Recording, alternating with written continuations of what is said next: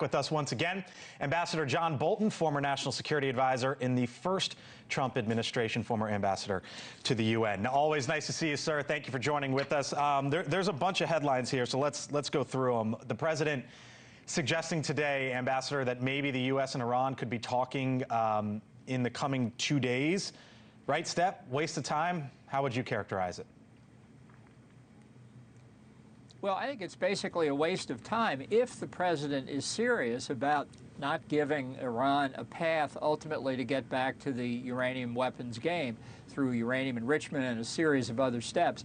The idea of pushing off the time when they might be able to do something is simply kicking the can down the road. And you have to say the president has said over and over again he just doesn't want to see that happen. So I think he's trying to have the best of both worlds. He's put a blockade in place, at least a partial blockade against Iran. So really the talks don't do anything except perhaps encourage stock markets a little bit. Correct me if I'm wrong, and I don't want to put words in your mouth, obviously, but there's reports out there that the president, or at least his team, had called for a 20-year delay or pause as it relates to the enriched uranium or uranium enrichment, and is that what you're referring to there? Right. I mean, I think this is the Obama 2015 deal warped over some small variations, but Trump has always said, and rightly so, he was against that deal. It was a bad deal. If your only goal is to kick the can down the road, Iran will agree to almost anything. Now, what they do after they agree is an entirely different story. The Strait. Can we choke off Iran's economy simply by engaging in this embargo? Is that where this is headed?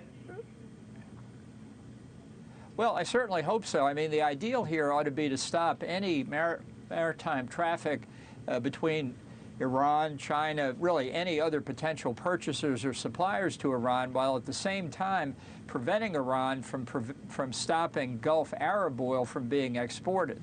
The best way to put pressure on Iran is to have the Saudis, the Emiratis, all the other Gulf Arabs selling into international markets and Iran selling zip.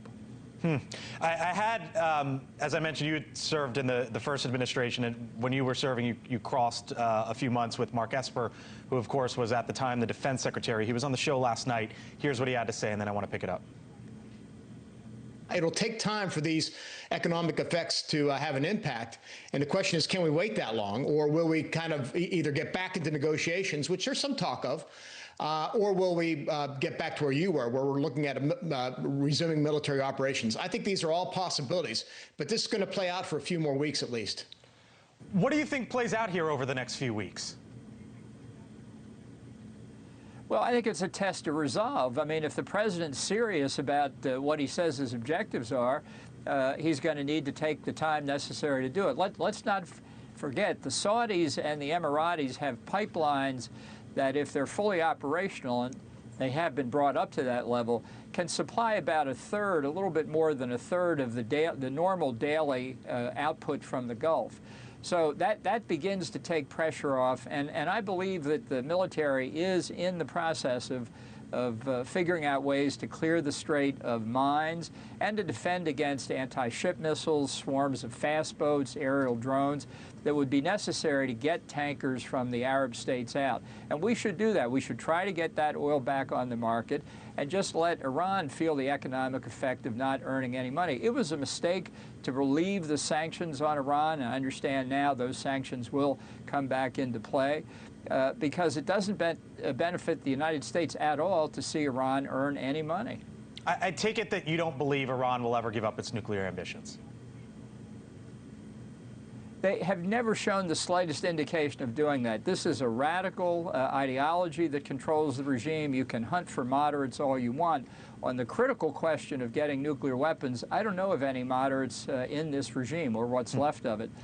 Which is why, ultimately, the only real answer, not just on nuclear, but on the terrorism and on the closing of the Strait of Hormuz front, is a different government in Iran. So here's why I bring it up, because Senator Lindsey Graham was asked about at least Iran's nuclear program. Here's what he said. He's offering them the ability to exist as a nation, not as a state sponsor of terrorism. No moratorium on enrichment. I will not support that. Enrichment has to be none. What are the options right now, tonight, given that there's talks about, there's already been one round of negotiations, talks about maybe more in the couple days. We know where the president stands. We believe we know where the Iranians stand. What are the options as you see it to end once and for all Iran's nuclear program? Well, I think there's only one sure way to do it, and that's to change the regime. If you want to go back to negotiating a la the Obama administration, and maybe that's what Vice President Vance was doing with this 20-year postponement offer, to which the Iranians replied, well, how about 5 years? I mean, yeah, let's rug merchant this for as long as it can take if they can sell oil. I mean, it's an indication, I think, of lack of strategic planning here, but if the president's serious, and on the nuclear, I do think he's pretty clear, there isn't any deal that really satisfies us, because we cannot have perfect intelligence about what Iran is doing covertly to keep its nuclear program going. And in particular, we don't know what arrangements they may or may not have with North Korea, with whom they shared a lot of information over the years and a lot of cooperation, both on nuclear weapons and on ballistic missiles.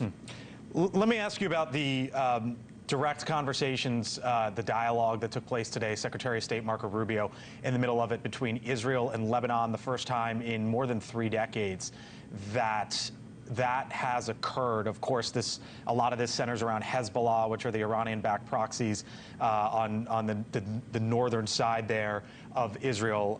The Secretary of State, or at least the State Department ambassador, put out a statement today in which they basically said the U.S. has to lead this negotiation going forward. Where do you believe this heads? How do you think this ends? Well, I think it's a very good sign, but just so everybody's clear, Israel and the government of Lebanon are not at war with each other. Israel's at war with Hezbollah and wants to see it disarmed or eliminated. The government of Lebanon agrees. Where Israel and Lebanon have disagreed over the years is that the Lebanese government, often under the direct domination of Hezbollah, has objected to Israel acting in self-defense. If the government of Lebanon and the Lebanese armed forces could actually work together with Israel to diminish Hezbollah's authority, that would be enormously good news. Ambassador John Bolton, we'll leave it there. I'm sure we'll talk to you again soon. Thank you, sir. Thank you for watching. Subscribe below and download our NewsNation app right now on your phone, and you will get fact-based, unbiased news for all Americans.